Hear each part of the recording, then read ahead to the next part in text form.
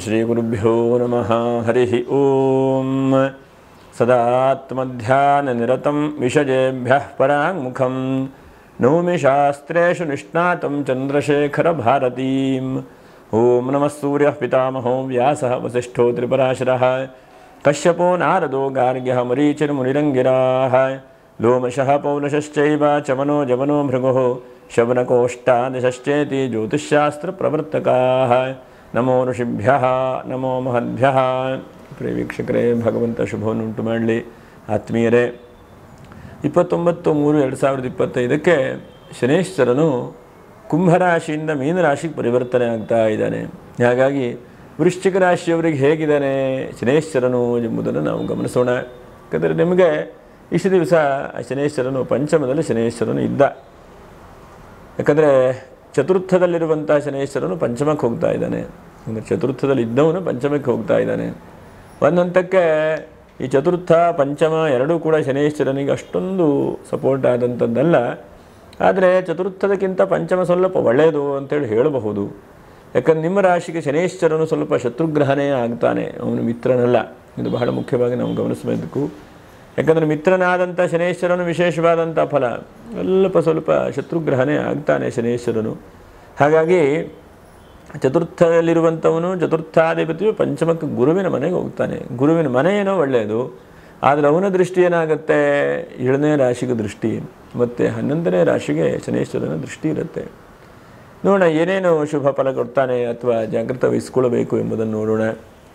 ಪಂಚಮ ಶನಿ ಅಂದ ತಕ್ಷಣವೇ ಕೆಲವೊಂದು ಸಲ ದುಃಖ ಆಗುತ್ತೆ, ದುಃಖ ಆಗೋದಿಲ್ಲ ಅಂತಲ್ಲ. ಹಾಗಿದ್ದಾಗೂ ಕೂಡ ಯೋಗಗಳನ್ನು ಕೂಡ ಅವನು ಕೊಡುವಂಥ ಸಾಧ್ಯತೆಗಳಿರುತ್ತೆ. ಒಟ್ಟಿನಲ್ಲಿ ಇದು ಗೋಚಾರ ಫಲ. ನಿಮ್ಮ ಜಾತಕದ ಮೇಲೆ ದಶಾಭುಕ್ತಿಗಳ ಮೇಲೆ ಹೇಗಿದೆ ಎಂಬುದನ್ನು ಕೂಡ ನೀವು ಗಮನಿಸಬೇಕು ಬಹಳ ಮುಖ್ಯವಾಗಿ. ಒಂದನೇದಾಗಿ ನಾವು ಬಹಳ ಮುಖ್ಯವಾಗಿ ಗಮನಿಸುವಂಥದ್ದು ವಿಶಾಖ ನಕ್ಷತ್ರ. ವಿಶಾಖ ನಕ್ಷತ್ರ 4ನೇ ಪಾದ, ಹಾಗೆ ಅನುರಾಧ ನಕ್ಷತ್ರ 1, 2, 3 4ನೇ ಪಾದ, ಜ್ಯೇಷ್ಠ ನಕ್ಷತ್ರ 1ರಿಂದ 4 ಪಾದ. ನೀವು ವಿಡಿಯೋ ಮುಗಿವರೆಗೂ ಕೂಡ ನೀವು ನೋಡ್ತಾ ಇರಿ. ಯಾಕಂದರೆ ನಕ್ಷತ್ರ ಪರಿಹಾರಗಳಿಗೆ ಕೊನೆಗೆ ವಿಶೇಷವಾಗಿ ತಿಳಿಸ್ಕೊಡ್ತೇನೆ. ಶನೇಶ್ವರನನ್ನು ಈ ಒಂದು ಸಮಯದಲ್ಲಿ ಯಾವ ಥರ ನಾವು ಚಿಂತನೆ ಮಾಡಬೇಕು ಅಂತಂದರೆ, ಪಂಚಮ ಸ್ಥಾನದ ಶನೇಶ್ವರನು ವಿಶೇಷವಾಗಿ ನೀವು ಹಿಂದೆ ಮಾಡಿದಂತಹ ಪುಣ್ಯಾಂಶಗಳು, ಹಿಂದೆ ಮಾಡಿದಂತಹ ಎಲ್ಲ ರೀತಿಯಾದಂಥ ಕರ್ಮದ ಫಲಗಳನ್ನು ಈ ಸಮಯದಲ್ಲಿ ನಿಮಗೆ ನೀಡುತ್ತಾನೆ. ಇದು ನೀವು ಗಮನಿಸಬೇಕು. ಹಿಂದೆ ನೀವು ಬಹಳ ಮುಖ್ಯವಾಗಿ ಒಳ್ಳೊಳ್ಳೆ ಕೆಲಸಗಳನ್ನೇ ಮಾಡ್ತಾ ಇದ್ದರೆ, ಮಾಡಿದಂಥ ಸಮಯ ಇದ್ದರೆ ಧೈರ್ಯವಾಗಿ ಮುನ್ನುಗ್ಕೊಂಡು ಹೋಗ್ಬೋದು. ನಿಮ್ಮ ಬ್ಯಾಂಕಲ್ಲಿ ಎಷ್ಟು ಬ್ಯಾಲೆನ್ಸ್ ಇದೆ ನೋಡಿ, ಅದನ್ನು ಈಗ ಖರ್ಚು ಮಾಡಲಿಕ್ಕಾಗ್ತದೆ. ಅದು ಇಲ್ಲ ಅಂತ ಆದರೆ ಪಂಚಮಕ್ಕೆ ಶನೇಶ್ವರನು ಬಂದಾಗ ಅವನು ನಿಮಗೆ ಸ್ವಲ್ಪ ದುಃಖಗಳನ್ನು ಉಂಟು ಮಾಡ್ತಾ ಬರ್ತಾನೆ.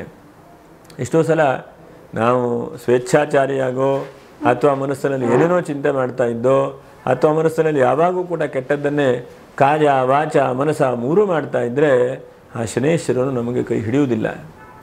ಯಾತಕ್ಕೆ ಕೈ ಹಿಡಿಯುವುದಿಲ್ಲ ಅಂತಂದರೆ ಶನೇಶ್ವರನು ಇನ್ನು ದುಃಖವನ್ನೇ, ಇನ್ನು ಚಿಂತೆಯನ್ನೇ ಕೊಡ್ತಾನೆ.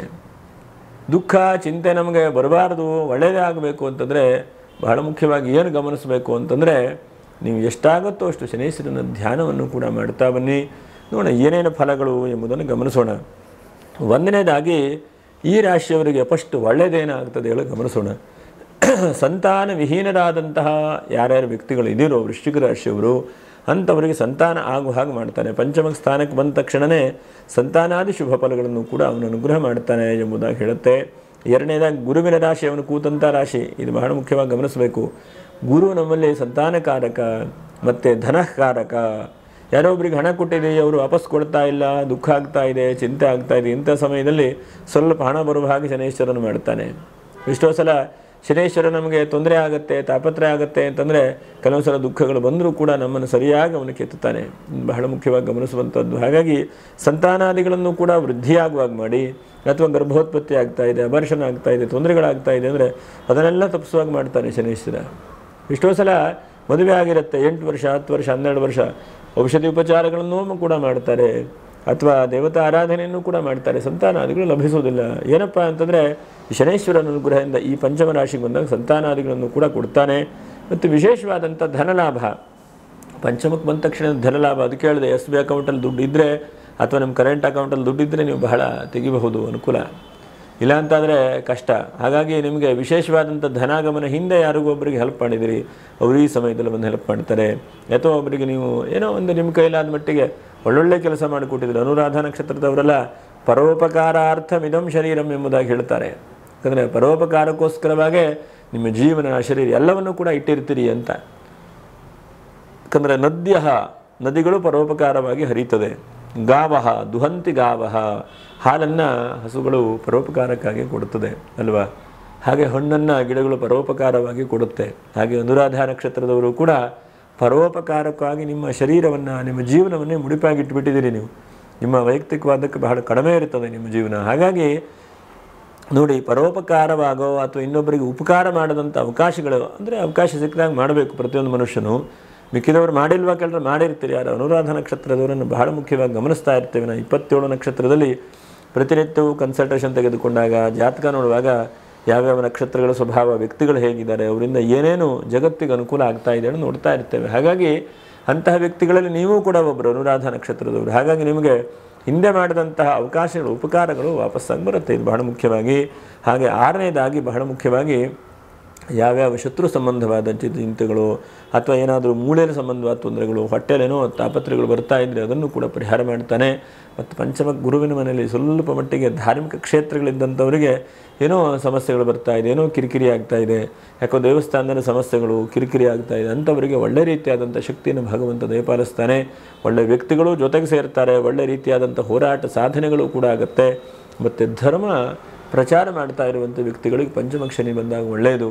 ಮತ್ತು ಉಪಾಸನಾ ಸ್ಥಾನಕ್ಕೆ ಅವನು ಗುರುವಿನ ಮನೆಯಲ್ಲಿದ್ದರಿಂದ ಯಾರ್ಯಾರು ಉಪಾಸನೆ ಮಾಡ್ತಾಯಿದ್ರು, ದೇವರ ಆರಾಧನೆ ಮಾಡ್ತಾಯಿದ್ರು, ತಪಸ್ಸನ್ನು ಮಾಡ್ತಾಯಿದ್ರು.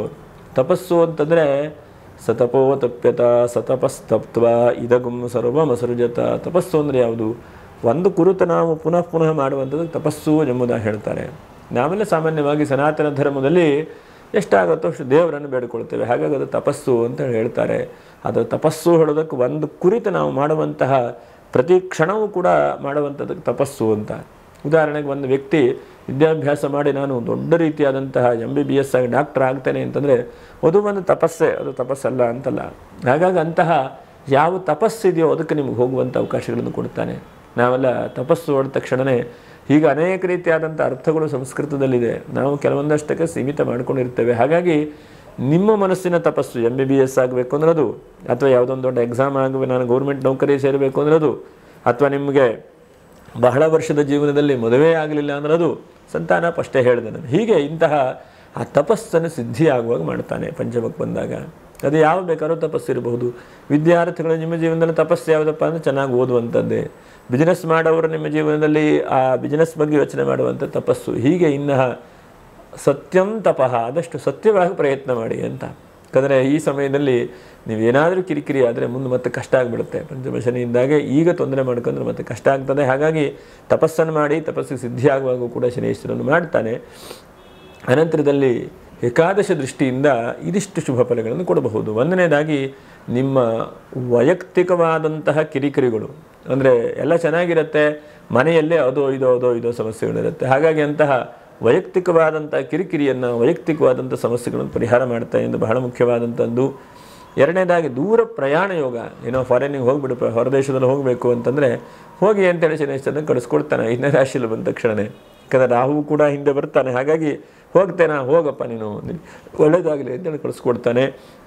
ಹಾಗೆ 4ನೇದಾಗಿ ತಂದೆ ತಾಯಿಯವರ ಏನಾದರೂ ತೊಂದರೆಗಳು, ಅನಾರೋಗ್ಯಗಳಾಗಿದ್ದರೆ ನಿಮ್ಮ ಕೈಯಲ್ಲಿ ನೋಡುವಂಥ ಭಾಗ್ಯಗಳನ್ನು ಮತ್ತು ಅವರ ಆಶೀರ್ವಾದ ಪ್ರೀತಿಯನ್ನು ಕೂಡ ಕೊಡ್ತಾನೆ. ಎಷ್ಟೋ ಜನಕ್ಕೆ ಎಲ್ಲವೂ ಕೂಡ ಇರುತ್ತೆ, ಆದರೆ ಆ ಸಮಯವೇ ಮಿಂಚು ಹೋಗುತ್ತೆ, ಏನನ್ನು ಕೂಡ ಮಾಡಲಿಕ್ಕಾಗೋದಿಲ್ಲ. ಜೀವನದಲ್ಲಿ ಹಾಗೆ ಒಂದೊಂದು ಕ್ಷಣ ಎಷ್ಟೊತ್ತಿಗೆ ಪಟ್ಟುಗುಟ್ಟು ಯಾವುದು ಹೋಗಿಬಿಡುತ್ತೆ ಗೊತ್ತಾಗೋದಿಲ್ಲ. ಹಾಗಾಗಿ ಇದ್ದಾಗ ಆ ಸಮಯದಲ್ಲಿ ನಮ್ಮ ಕರ್ತವ್ಯಗಳನ್ನು ಮಾಡಬೇಕು ನಾವು. ಅದನ್ನು ಶನೇಶ್ವರ ಅನುಗ್ರಹ ಮಾಡ್ತಾನೆ. ಯಾಕಂದರೆ ಎಷ್ಟೋ ಸಲ ಮನುಷ್ಯನಿಗೆಲ್ಲ ಮಾಡಬೇಕು ಅಂತಿರುತ್ತೆ, ಆಸೆ ಆಕಾಂಕ್ಷೆಗಳೆಲ್ಲ ಇರುತ್ತೆ, ಆದರೆ ಅದಕ್ಕೆ ಸಮಯವೇ ಕೂಡಿ ಬರುವುದಿಲ್ಲ, ಅಥವಾ ಮನಸ್ಸೇ ಮುಂದೆ ಹೋಗ್ತಾ ಇರ್ತದೆ. ಎಲ್ಲರನ್ನೂ ಚೆನ್ನಾಗಿ ನೋಡಬೇಕು, ಎಲ್ಲರಿಗೂ ಚೆನ್ನಾಗಿ ಕೊಡಬೇಕು, ಎಲ್ಲರಿಗೂ ಒಳ್ಳೇದು ಮಾಡಬೇಕು ಅಂತಿರುತ್ತೆ, ಆದರೆ ಭಗವಂತ ನಮಗೇ ಕೈ ಕೊಟ್ಟಿರುವುದಿಲ್ಲ. ಇಂತಹ ಪರಿಸ್ಥಿತಿ ಇದ್ದಾಗ 5ನೇ ರಾಶಿಗೆ ಬಂದಾಗ ನಿಮಗೆ ಅವಕಾಶ ಕೊಡ್ತಾನೆ ಅವನು, ಶನೇಶ್ವರನು ಅವಕಾಶವನ್ನು ನಿಮಗೆ ಕೊಡ್ತಾನೆ. ನಿಮಗೆ ಟೀಮ್ ಲೀಡರ್ ಆಗುವಂಥ ಅವಕಾಶವನ್ನು ಕೊಡ್ತಾನೆ ಶನೇಶ್ವರ. ಮುಂದೆ ಹೇಗೆ ನಡೆಸ್ತಿರೋ ಬಿಡ್ತಿರೋ ಹಿಂದೆ ಬರ್ತಿರೋ ನಿಮಗೆ ಬಿಟ್ಟಿರುವುದು. ಯಾಕಂದರೆ ಎಷ್ಟೋ ಸಲ ಭಗವಂತನು ನಿಮಗೆ ಆ ಚುಕ್ಕಾಣಿಯನ್ನು ಹಿಡಿದು ಕೊಡ್ತಾನೆ. ರಾಜಕೀಯದವರಿಗೂ ಕೂಡ ಈಗ ಹೇಗಿದ್ರೋ ಅದಕ್ಕಿಂತ ಪ್ರಬಲವಾದಂಥ ಯೋಗ ಕೊಡ್ತಾನೆ. ಮುಂದೆ ನಡೆಸ್ತಿರೋ ಬಿಡಿಸ್ತಿರೋ ಏನು ಮಾಡ್ತಿರೋ ಅಥವಾ ಇದ್ದದನ್ನು ಹಾಳು ಮಾಡ್ಕೊಳ್ತಿರೋ ನೀವು ಬಿಟ್ಟಂಥದ್ದು. ಯಾಕಂದರೆ ಶನೇಶ್ವರನು ಅವಕಾಶ ಕೊಟ್ಟು ನೋಡ್ತಾನೆ. ಯಾವತ್ತೂ ಕೂಡ ಮನುಷ್ಯನಿಗೆ ಒಂದು ಸಲ ಗಾಳಿ ಬರುತ್ತೆ, ಗಾಳಿ ಬಂದಾಗ ತೂರಿಕೊಂಡ್ರೆ ಭತ್ತ ಶುದ್ಧಿಯಾಗತ್ತೆ. ಇಲ್ಲ ಅಂತಾದರೆ ಮತ್ತೆ ಗಾಳಿ ಬರೋವರೆಗೆ ಕಾಯಬೇಕಾಗ್ಬೋದು ಅಷ್ಟೇ ಜೀವನದಲ್ಲಿ. ಗಾಳಿ ಬರುವುದಿಲ್ಲ ಅಂತಲ್ಲ, ಆದರೆ ಬಂದಾಗ ತೂರ್ಕೊಂಡು ಜಾಣ ಬುದ್ಧಿವಂತ ಅಂಥೇಳಿ. ಈಗೂ ಕೂಡ ಸತ್ಕರ್ಮಗಳನ್ನು ಒಳ್ಳೆ ರೀತಿಯಾದಂತಹ ಸಾಧನೆಗಳನ್ನು ಮಾಡಿಕೊಳ್ಳುವಂಥದ್ದು ಅಥವಾ ಪೂರ್ವ ಪುಣ್ಯಗಳನ್ನು ವೃದ್ಧಿ ಮಾಡಿಕೊಂಡ್ರೆ ಜಾಣರು. ಅದಿಲ್ವಾ ಪುನಃ ಮತ್ತೆ ದುಃಖ ಚಿಂತೆ ಮಾಡಿಕೊಂಡು ಮತ್ತೆ ಕಷ್ಟಕ್ಕೆ ಬಿಡಬೇಕಾಗ್ತದೆ. ಇನ್ನೇನು ಮತ್ತೆ ಅವನು ಜಾಗ್ರತೆ ಹೇಳುವಂಥದ್ದು ಏನಿದೆ ಶನೇಶ್ವರನನ್ನು ಅಂತಂದರೆ, ಗುರುವಿನ ಮನೆಯಲ್ಲಿದ್ದರಿಂದ ಆದಷ್ಟು ದೇವತಾರಾಧನೆ ಪ್ರಾರ್ಥನೆ ನಮಸ್ಕಾರವನ್ನು ಮಾಡ್ತಾ ಬನ್ನಿ. ಇನ್ನು ನಕ್ಷತ್ರ ಪರಿಹಾರಗಳೇನಿದೆಯಪ್ಪ ಅಂತಂದರೆ ನೋಡಿ, ವಿಶಾಖ ನಕ್ಷತ್ರ 4ನೇ ಪಾದ, ಎಷ್ಟು ಸಾಧ್ಯ ಆಗುತ್ತೋ ಅಷ್ಟು ದೇವಸ್ಥಾನದಲ್ಲಿ ಭಗವಂತನ ಸೇವೆ ಮಾಡಿ, ಹೋಗಿ ಶುದ್ಧ ಮಾಡಿ, ನಿಮ್ಮ ಕೈಲಾದಂಥದ್ದು ಕೇಳಿ ಅಕ್ಕಪಕ್ಕದಲ್ಲೋ ಅಥವಾ ಟ್ರಸ್ಟ್ಗಳ ಹತ್ರ ಏನು ನಾನು ಮಾಡಬಹುದು, ನಿಮ್ಮ ಶಕ್ತಿ ಏನಿದೆ ಅದ್ರ ಮೇಲೆ ನೀವು ಏನು ಸೇವೆ ಮಾಡಬಹುದು ಅದನ್ನು ಮಾಡುವಂಥ ಅವಕಾಶಗಳು ಎಷ್ಟೋ ಕಡೆ ಇರುತ್ತೆ. ಇವತ್ತಿನ ಕಾಲ ಹೇಗಾಗಿದೆ ಅಂತಂದರೆ, ನಾವೆಲ್ಲ ದೇವಸ್ಥಾನಕ್ಕೆ ಹೋಗ್ತೇವೆ ನಿಜ, ಭಕ್ತರಾಗಿ ಹೋಗೋದು ಸ್ವಲ್ಪ ಕಡಿಮೆ ಆಗಿ ಹೋಗಿದೆ. ನಮ್ಮ ಅಹಂಕಾರ, ನಾನು, ನನ್ನ ಸ್ಟೇಟಸ್ಸು, ನಾನು ಹೇಳುವಂಥದ್ದಕ್ಕೆ ಹೋಗ್ತೇವೆ ಅಲ್ವಾ. ತಿರುಪತಿಗೆ ಹೋಗ್ತೀರಿ, ಕಾರಲ್ಲಿ ಹೋಗಿ ಮೇಲಕ್ಕೆ ಹೋಗ್ತೀರಿ, ಪಟ್ಟಣ ದರ್ಶನ ಮಾಡಿ ವಿ ಐ ಪಿ ಎಲ್ಲ ಮಾಡ್ಕೊಂಬರ್ತೀರಿ. ಆದರೆ ಈ ಶರೀರವನ್ನು ದಂಡನೆ ಮಾಡಿ ಬೆವರು ಸುರಿಸಿ ಮೆಟ್ಲು ಹತ್ತಿ ಹೋಗಿ ದರ್ಶನ ಮಾಡಿ, ಕ್ಯೂದಲ್ಲಿ ಹೋಗಿ ಅರ್ಧ ಗಂಟೆ ಭಗವಂತ ನಾಮಸ್ಮರಣೆ ಮಾಡಿ. ಯಾಕಂದರೆ ಅಷ್ಟು ತಾಳ್ಮೆ ಇಲ್ಲ ದರ್ಶನ ಮಾಡಬೇಕು ಅಂತಂದರೆ. ನಾವು ನಮ್ಮ ಅದಕ್ಕೆ ತೀರ್ಥಯಾತ್ರೆಗಳನ್ನೆಲ್ಲ ಮಾಡುವಾಗ ಹಿಂದೆ ಹೇಳ್ತಾ ಇದ್ರು, ಶರೀರ ದಂಡನೆ ಮಾಡಿ ಆ ಮನಸ್ಸನ್ನು ಭಗವಂತನ ನಾಮಸ್ಮರಣೆ ಮಾಡ್ತಾ ಮಾಡ್ತಾ ಮಾಡ್ತಾ ಹೋಗಿ ಆ ಭಗವಂತನ ದರ್ಶನ ಮಾಡಬೇಕು. ಈಗ ಹೇಗಾಗಿದೆ ಅಂತಂದರೆ ಆ ಸಮಯ ಇಲ್ಲ. ಹಾಗಾಗಿ ವಿಶಾಖ ನಕ್ಷತ್ರದವರು ತೀರ್ಥಯಾತ್ರೆಯನ್ನು ಮಾಡಿ ದೇವತಾ ದರ್ಶನವನ್ನು ಆದಷ್ಟು ಸೇವಾ ರೂಪದಲ್ಲಿ ಮಾಡಿ. ಸೇವಾ ಮನೋಭಾವನೆ ಬಹಳ ಮುಖ್ಯವಾದಂಥದ್ದು. ನನಗೇನಾಗತ್ತೆ, ಯಾರು ಏನು ಅಂದ್ಕೊಂಡ್ಬಿಡ್ತಾರನೋ ಹೇಳಿ ಯೋಚನೆ ಮಾಡಲಿಕ್ಕೆ ಹೋಗಬೇಡಿ. ಎಲ್ಲರೂ ಕೂಡ ಭಗವಂತನ ಭಕ್ತರು. ಇನ್ನು ಅನುರಾಧ ನಕ್ಷತ್ರದವರಿಗೆ ಟಾಪ್ ಲೆವೆಲ್ ಯೋಗ ಕೊಡ್ತಾನೆ ಈ ಸಮಯದಲ್ಲಿ. ಆದರೆ ಮಾಡ್ತಿರೋ ಬಿಡ್ತಿರೋ ಉಳಿಸ್ಕೊಳ್ತಿರೋ ನಿಮಗೂ ಬಿಟ್ಟಿರುವಂಥದ್ದು ಇಲ್ವಾ. ಕ್ಷೀಣೆ ಪುಣ್ಯ ಮರ್ತ್ಯಲೋಕಂ ವಿಶಂತಿ. ಯಾಕಂದರೆ ಪುನಃ ನಮ್ಮ ಪುಣ್ಯಾಂಶ ಕಡಿಮೆ ಆದ ತಕ್ಷಣ ಮನುಷ್ಯನ ಜೀವನಕ್ಕೆ ಬರ್ತಾನಂತೆ. ಹಾಗಾಗಿ ನಿಮಗೆ ಏನು ಮಾಡೋದು ನಿಮ್ಮ ಕೈಯಲ್ಲಿ ಬಿಟ್ಟಿರುವಂಥದ್ದು. ಆದರೆ ಪರಿಹಾರ ಏನು ಮಾಡಬೇಕಪ್ಪ ಅಂತಾರೆ, ಅನ್ನದಾನಾದಿಗಳನ್ನು ಮಾಡಿ 4 ಜನಕ್ಕೆ ಸಹಾಯ ಹಸ್ತ ಯಾರಿಗೆ ಇಲ್ಲ ಅಂತೇಳಿ ಹೇಳ್ತಾರೆ ಅವರಿಗೆ ಸಹಾಯವನ್ನು ಮಾಡಿ. ಅದರಿಂದ ನಿಮಗೆ ಒಳ್ಳೆಯದೇ ಆಗ್ತದೆ. ಜ್ಯೇಷ್ಠ ನಕ್ಷತ್ರ, ನಿಮ್ಗೆ ಎಷ್ಟು ಸಾಧ್ಯ ಆಗುತ್ತೋ ಅಷ್ಟು ಯಾರು ಕಷ್ಟದಲ್ಲಿದ್ದಾರೆ, ಯಾರು ಹರಕು ವಸ್ತ್ರ ಹಾಕ್ಕೊಂಡಿದ್ದಾರೆ. ಈಗ ಅನಿಸುತ್ತೆ ನಾವು ಹೋಗುವಾಗ ಯಾರೋ ಒಬ್ಬರು ರೋಡಲ್ಲಿ ನಮ್ಮ ಕೈಲೇನೋ 500 ರೂಪಾಯಿ 1000 ರೂಪಾಯಿ ಇಲ್ಲ ಅಂತೇನೋ ಭಗವಂತ ಅಷ್ಟಾರು ಕೊಟ್ಟೇ ಇರ್ತಾನೆ. ಯಾಕಂದರೆ 1 ತಿಂಗಳ ಕರೆನ್ಸಿನೇ ನೀವು ಹಾಕ್ತೀರಿ ಅಲ್ವಾ. ಹಾಗಾಗಿ 1 ತಿಂಗಳ ಕರೆನ್ಸಿಯನ್ನು ಸ್ವಲ್ಪ ಕಡಿಮೆಯನ್ನು ಮಾಡಿ ಆ 500 ರೂಪಾಯಿನ ಯಾರೋ ಒಬ್ಬನು ಹೊರದೋದಂಥ ಬಟ್ಟೆ ಹಾಕ್ಕೊಂಡಿದ್ದಾನೆ ಅವನಿಗೆ ಬಟ್ಟೆಯನ್ನು ಕೊಡಿ. ಯಾಕಂದರೆ ಬಹಳ ಮುಖ್ಯವಾಗಿ ಜ್ಯೇಷ್ಠ ನಕ್ಷತ್ರದವರು ಮಾಡಬೇಕು. ಈ ಸಮಯದಲ್ಲಿ ಪಂಚಮ ಶನಿ ಇದ್ದಾಗ ಬಟ್ಟೆ ಹೊರದೋದಂಥವ್ರಿಗೆ ಬಟ್ಟೆ ಕೊಡುವಂಥದ್ದು, ಅಥವಾ ಯಾರಿಗೆ ವಸ್ತ್ರ ಇಲ್ಲ ಅವ್ರಿಗೆ ವಸ್ತ್ರದಾನಗಳನ್ನು ಮಾಡುವಂಥದ್ದು. ಯಾರೋ ಒಬ್ಬನು ಬೀದಲ್ಲಿದ್ದಾನೆ, ಅವನಿಗೆ ನಮ್ಮ ಕೈಲೇನು ಶಾಶ್ವತವಾಗೇನು ಮಾಡ್ಕೊಳ್ಳಿಕ್ಕೆ ಆಗದೇ ಇರಬಹುದು, ಆದರೆ 1 ವಾರ ಅಥವಾ 1 ದಿವಸ ಏನಾದರೂ ಊಟ ಕೊಡುವಂತಹ ಪ್ರಯತ್ನವನ್ನು ಮಾಡಬಹುದು. ಒಂದು ಸಲ ಯೋಚನೆ ಮಾಡಿ ಮಾಡುವಂತಹ ಪ್ರಯತ್ನವನ್ನು ಮಾಡಿ. ಅದರಿಂದ ಶನೇಶ್ವರನ ಸಂತೃಪ್ತಿಯನ್ನು ಹೊಂದುತ್ತಾನೆ. ವಿಶೇಷವಾಗಿ ಆ ಶನೇಶ್ವರನ ಏನಂತಂದರೆ, ಆ ಕಷ್ಟ ಕೊಟ್ಟಂಥವರಿಗೆ ಆ ಕಷ್ಟ ಪರಿಹಾರ ಮಾಡಲಿಕ್ಕೂ ಆ ಭಗವಂತನೇ ದಾರಿ ತೋರಿಸ್ತಾನೆ. ಹಾಗಾಗಿ ಅಂತಹ ಎಲ್ಲ ಶನೇಶ್ವರನ ನಾಮಸ್ಮರಣೆ ಮಾಡ್ತಾ ಕಷ್ಟಗಳನ್ನೆಲ್ಲ ಪರಿಹಾರ ಮಾಡಲಿ, ಭಗವಂತನ ದೈವಾನುಗ್ರಹ ಮಾಡಲಿ, ಆ ಪಂಚಮದಲ್ಲಿರುವಂಥ ಶನೇಶ್ವರನ ಅನುಗ್ರಹ ಮಾಡಲಿ ಅಂತ ಹೇಳ್ತಾ ಜಾಗ್ರತೆ ವಹಿಸ್ಕೊಳ್ಳಿ. ಪ್ರತಿಯೊಂದನ್ನು ಬಹಳ ಸೂಕ್ಷ್ಮವಾಗಿ ಆ ಶನೇಶ್ವರನ್ನು ಗಮನಿಸ್ತಾ ಇದ್ದಾನೆ. ಹಾಗಾಗಿ ಆದಷ್ಟು ಆ ಭಗವಂತನ ನಂಬಿ ಪ್ರಾರ್ಥನೆ ಮಾಡಿ ಧರ್ಮ ಕಾರ್ಯಗಳನ್ನು ಮಾಡಿ ವೃದ್ಧಿಯಾಗಲಿ ಅಂತ ಹೇಳ್ತಾ ಮುಂದಿನ ವಿಡಿಯೋದಲ್ಲಿ ಭೇಟಿ ಮಾಡೋಣ. ನಮಸ್ಕಾರ. ಲೋಕಾ ಸಮಸ್ತ ಸುಖಿನೋ ಭವಂತು, ಸಮಸ್ತ ಸನ್ಮಂಗಲಾನಿ ಭವಂತು. ನಮಸ್ಕಾರ.